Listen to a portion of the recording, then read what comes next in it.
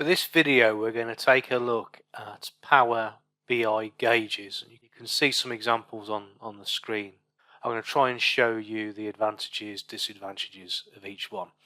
When you look at Power BI, by default you get this gauge, which is this one here.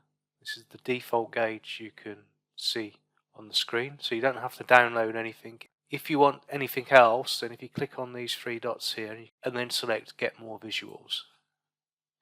You need to have a connection to the internet, of course, for this part to work. And in the search up here, just type gauge. And now you can start to see some of the ones we're looking at. So the ones we're going to have a look at for this video are the KPI gauge. We're going to have a look at this dial gauge, this tachometer. I tried downloading some of these gauges from xViz. We'll have a look at those. And then this one here. We'll go through all of these. Once you've selected it, you can, just so you can see what I've done, is you can click on this. You get a more in-depth look at the gauge, and then you get the option to add. And when you add them, they appear down here. And then you get the option to pin it to your visualization. So it's now here in your favorites. And I'll do that as I go through because some of these are better than others. So let's start with the two that I'm probably going to cross off the list straight away. So this one here is the KPI gauge.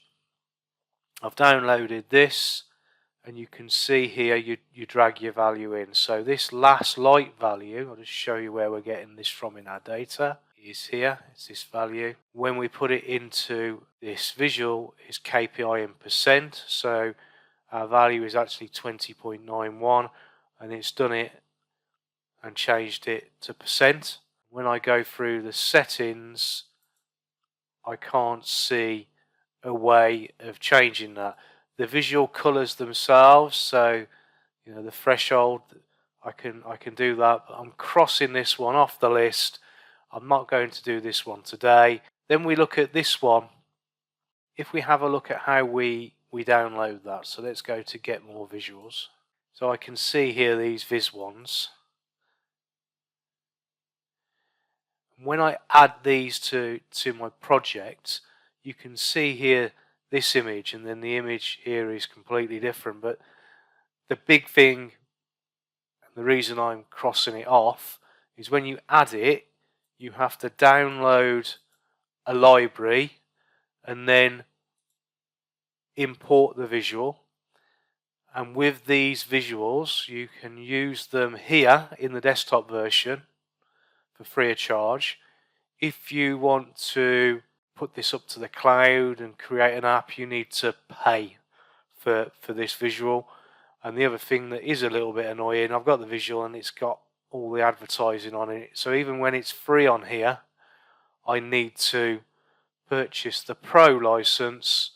If you do want to purchase the license, if you go to here, so format your visual, you'll see the option to add your license key, and then I can start playing around. But I looked at this, and then I looked at the free ones, which you can see here. These are all free, and I thought, well, what is that actually giving me for a chargeable widget when I get these ones free? So there again, I'm crossing this one off the list. So here we have the default gauge. So we'll put this into the project. So this is what it looks like. It's got no data linked to it. So then you have over here your min, your max, your target value, your tooltips. So this one comes with tooltips, which is quite nice. What we're looking at is the value.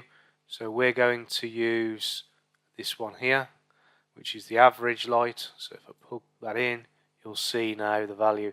Now the scaling is automatic, but if you want to start changing the color of this, then you need to put in the min-max values.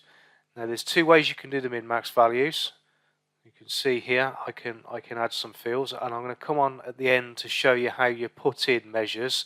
So I've created a measure here called light scaling min. If I bring that in, and then light scaling max, and there we have our scaling. What you can do with this visual that's quite nice is I can do some conditional formatting. It changes colour over the scale, but I can't have it so it has, you know, these segment colours. So let's have a look at the options you've got for the visual. So if we click on here, we've got axis, the target. You can actually set a target value, so you can say, right, okay, this is its sweet spot where I want it to operate.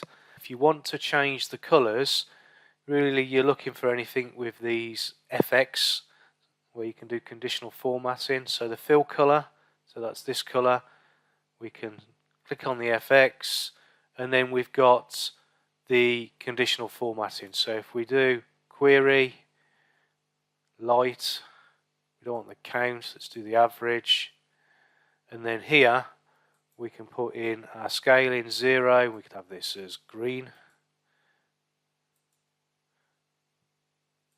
right, and then we can go to 300 and we can have that as red. So now it will change colour progressively as it gets up to here, but you haven't got these defined segments, and you can't set those defined segments on this gauge. So it's pretty good with regards to what you got for free. What's quite nice, if I go back to here, is I saw the tooltips.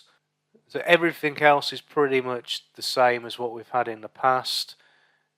We can change our data labels, the size, the colour, so that's these. If I want these to be smaller or bigger, I can do that. I can change the decimal places, so there's no decimal places. The actual axis, because I've put the fixed values in, but I could have had those as auto. And then we have our general things here, so we turn off the header icons, the tooltips. I can put a tooltip in here with this visual and make my own tooltip, which is quite nice. We need to see if we can have that across the others. And what it does do that's quite nice, and you'll see this if I grow and shrink it, it seems to be quite flexible in how it moves. So let's have a look at the next gauge, which is the tachometer. So just to show you which one that is, so if I get my visuals, again this one is free, which is excellent. So let's have a look at how we use this one. So we'll click anywhere on the page, we'll add this one, and now we have straight away more fields that we can use. So our value is going to be our average light, so straight away we get the gauge. Now this one's quite nice because we can change how we want this gauge to appear. So if I go to this and go to gauge axis, you can see here start angle and end angle. So if I put in 90, you can see here it's quite, I think it's quite trendy, but it's just me. So it's really up to you how you want it to look and feel. So here now I've changed it back to its original setting. I can change the thickness of this. Again, it's it's quite nice. So if I go to things like my range 1, you can see here my thicknesses. So what we need to probably do first is have a look at how we set these ranges. You can see here start value, end value, range 2, start, range 3, start. So again, I've created these measurements. So we'll go to my min and we'll go to our max. So this is where you need to do a little bit of extra work. I'll come again onto these measures at the end and how I've done these, but you can see now if you go over the measure and double click it, you can see here light start, the value equals 100, which is there. So I've set that's my amber or my yellow in this case, and then I have my red. I think you can change these colours. If you go to your ranges, Let's see what happens when I change that to black. There we go. So the first range is my green one, and then you can change the percentages and move these around. And this is the thickness I was talking about. So again, I can change this thickness so I don't have a gauge that's taking up half the space. So I can make it look like this one. Range 2. There's my colour change, so I'd rather have orange. Okay, let's have a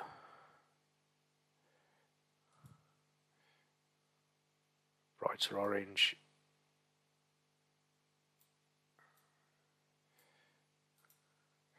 So there you have it. So it's close to that, and again I can change the thickness, manually type that in all the way along, and I'll do the range 3. I'm happy with the colour. Just set that to 22. So there's my gauge. You can change the label, colour and size and text size. What it struggled with when I last used this is sizing it down. You know, at a certain point you lose the numbers. Okay, so they're always on the outside. But okay, it doesn't really lend itself to being just circular like this one, but it's okay. For the next gauge, and my favourite, is this one here, the dial gauge. Again, you need to download this. It doesn't come by default. So let's have a look at this one. Again, you can see here now we've got quite a few fields. So let's start filling them in. So the pointer value on this one is actually, it's referring to the actual value that we're reading. So let's put our light average in. And look, this one, I get the option of putting in a percentage value. Much better. Okay, I'm just going to change that to average rather than count. And then I can start putting in my information for my dial. So I've got the min and max, so let's put these in. Min, max. I don't really like the target reference. What it means really is that the first segment, they call it target. So let's put those in. So I've created a T end and a T start. And then the actual is referring to in my mind, the high alarm. So let's put that in. I called it actual, light actual, end, and light actual, start. And there's my gauge. Looks nice. What I really like about this is you can turn the background off and you can put shadows on, so it stands by itself on the page without having to have a white background. And you can change things like this border and the background colour depending on what you've got going on the page. So let's just have a little look at those type of settings. So the first thing here, you can see your decimal places. I can quickly reverse my colour codes if I want to, and then I can add a shadow. So what I'm going to do is the chart name, I'll turn that off here, and then under general where it says title, I'll put something there. We'll call this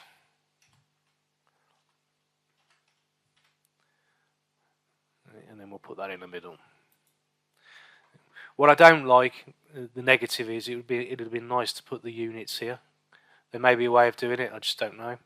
So we're going to turn off the effects here, so we don't want to have a background, so we'll just do transparency, which takes me back to this text now. I'll turn that to white, and then what I can do with this is I can put a shadow on it. Makes it look really nice. So go back to my settings. Under here you can see shadow, and there we go. I think that looks quite nice. And I can change the colours. So I've got my min, I've got my centre, I've got my actual as orange, so, and the needle as orange. So let's change that to the dark blue. And then if I wanted to change the border, I've got the rim, sorry, I can change that to whatever colour I want, whatever is your flavour of the day. Put it back to grey, and again the body is white for now. Just make sure I've turned off all my header icons. So that's quite nice, and like I said, it is my favourite. If I move this around, we still have some resizing issues, but it's actually quite nice because everything's on the inside. Now you can change the text size. It works better with the ratio being equal, of course, so it's a square rather than a rectangle. Now the one thing I couldn't find is when you go to the default one,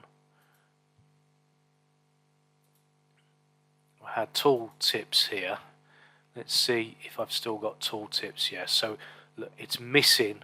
If I go to this one, it's the same. I haven't got tool tips, and this one, which we're going to cover next, again, I haven't got tool tips. That's probably the big negative for these ones that you're downloading. There may again be a way around that, but I can't see it on here. So for the one that you get by default, I can add my own tooltip on here. So I could, when I put my mouse over it, I get my min, max and everything else, but this one I can't do that. It's just the process value that we're reading on the screen at that precise moment in time. There are some tooltips that come up. As I said, that's probably the weakness of these ones that you're downloading. So the last one we're going to have a look at is this one here. So if I put my mouse over it, Cylindrical Gauge. I keep calling it tank or vessel gauge. Again, like I say, it hasn't got the tool tips, but let's drag one in from new and we'll have a look at how we set this. So here we have blank. So the actual value, again, we'll use light. It keeps bringing that to count, which is a bit annoying. We'll change that to average. And then we have our min and max values. I'm not too sure why this has gone to 0BN, by the way. It looks like it might be struggling with decimal places and comma separation. Let's have a look at that in a minute. We'll do our min and max values. So we'll bring this in.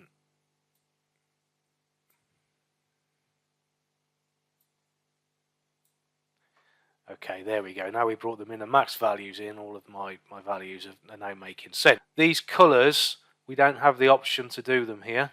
So they must be done somewhere else. Let's have a look in the visuals. And then we can have a look at configurations. Okay. So this is the colour for the actual fill. It's not for the zones.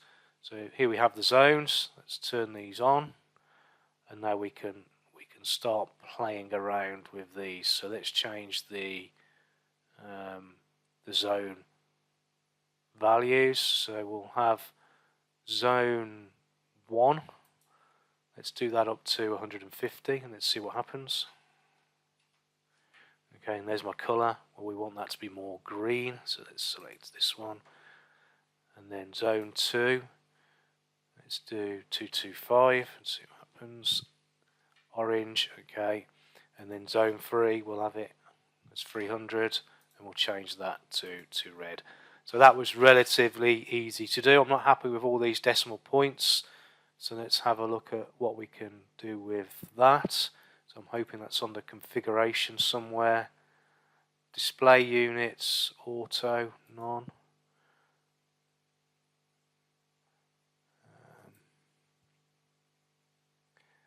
Decimal value.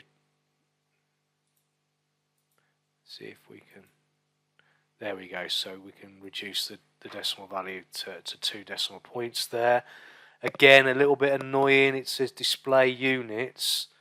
I'm not too sure what it means by that. Yeah, I don't like it. So it's just if you've got large values and you want to set, instead of displaying 2,000, you can display 2K. It's not what I would class as units. That's something else. Units would be lux, milliamps, litres, meters. So you have got your tooltip there, but like I say, you can't put your own on by the looks of it. So let's just have a quick look. There's no tooltip here. Zones, general, no tooltip. So let's turn the header off and see what we can do to make this look a bit nicer. Effects, Transparency 100%. Let's do the title. Keep the title on. Let's put that as, we want it in the middle, we want it bold, and we want white. Okay, that's quite nice, but these values are in black. Can we change those? Let's go to the visual, configuration, scale color, white. That's better. It looks like you've also got here. I'm going to trick this value in a minute to see what it looks like when it fills. My data label is referring to my actual value, I think. So let's make that white. Okay, that's fine. Oh, that's quite nice. We can put it inside the cylinder.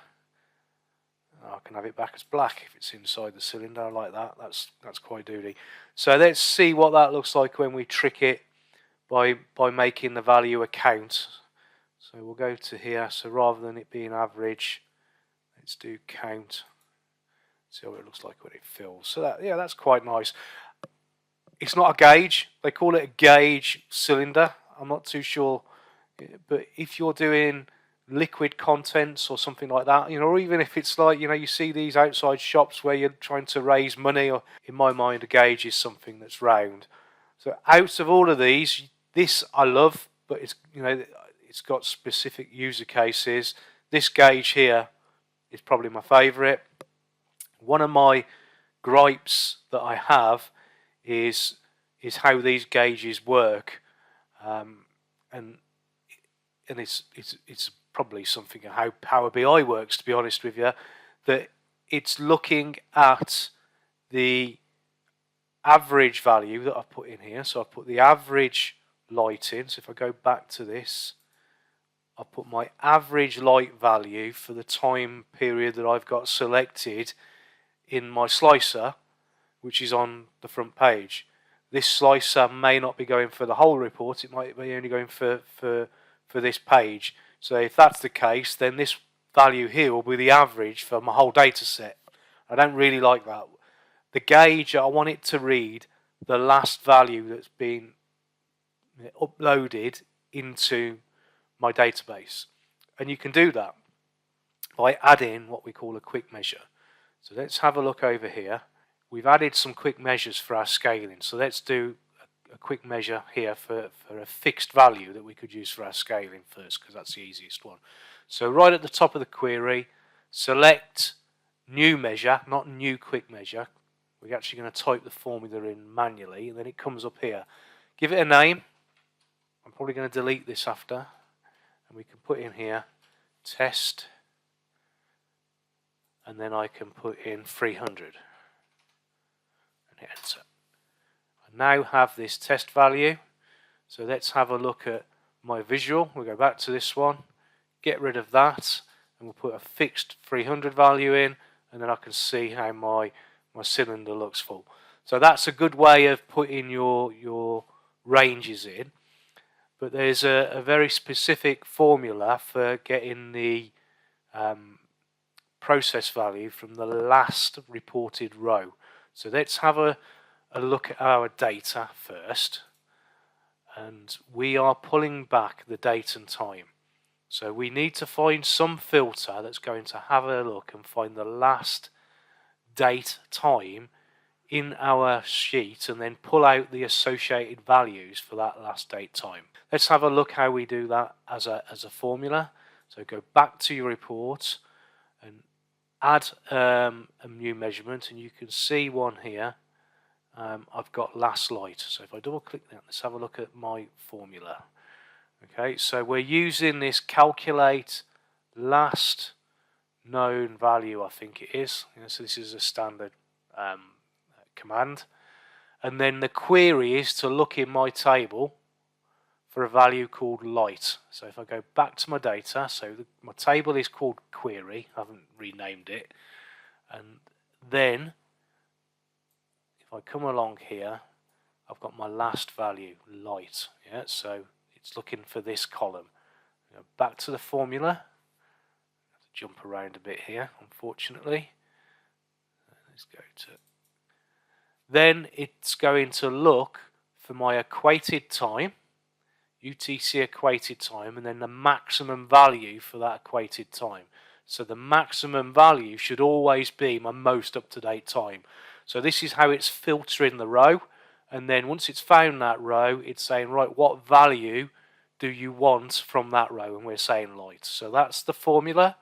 I'll put it into the chat so you can do that. But what you're looking for is what table you're using, what column value you want to report, and then what you're using to determine your latest value. My recommendation is also use time, because you need time for your time series graphs anyway. So let's have a look at how this looks. So in here now I've got my average value, and it's 18.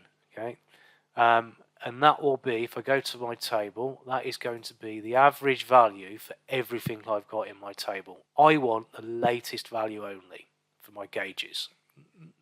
So I'm after this value here, so let's have a look at how this has worked. So if I go here, I'm going to remove this, and then I'm going to put in my new measurement, last value, 20.91, and I can do that for all of these. I get my latest value. So what I'll do, just to prove that this is working, I've actually turned off my data source. I'm using Stream Analytics to update this, so I'll turn that on, get some new data, and you'll see that this value would have gone to the last value, just to prove that it's worked. So I've tidied up each of the gauges as best as I can, and you can see now that these are all recording the last values. I have my Stream Analytics running. It's been running for I think about an hour now. It's recording data from my sensor every 15 minutes, and that is the average, min, max data being sent from Node-RED every 15 minutes. I haven't refreshed my data, so let's do this live. If I go to home, I should have a refresh. So don't forget, this is Power BI Desktop. When we upload this as an app, it will update every hour, or we can have a manual refresh button on the app. We'll do that at a later date. But if we click this refresh button now, you can see it's got a lot lighter. The sun has come out. It was raining when I recorded the first part of this video this morning.